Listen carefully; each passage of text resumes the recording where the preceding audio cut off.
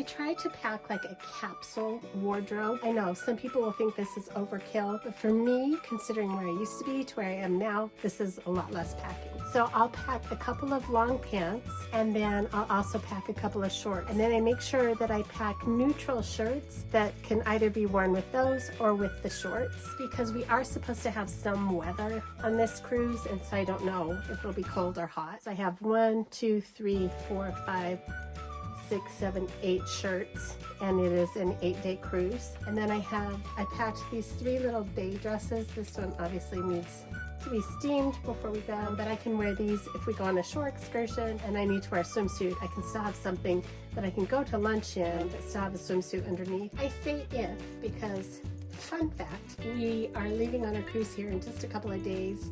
We have not traveled in almost 2 years, just because of some extenuating circumstances, and just found out my husband's passport has expired. So this is going to be interesting, but I'll keep you posted on that. But anyway, and then I also packed a dress for dinner. We like to eat in the dining room, so I have something that I can wear to dinner, and then we have our formal wear packed here as well. So then I'll pack my formal shoes. I have some white shoes that will go with all of those, and the white shoes will also go with these. And then I'll be wearing a pair of closed-toed shoes at the airport. So I'll try to take pictures on the cruise and let you know how these work out. I know nothing about fashion. I'm just trying to think practical, give myself some options, but at the same time not packing my entire closet. So there's what I have for an 8-night, 9-day cruise.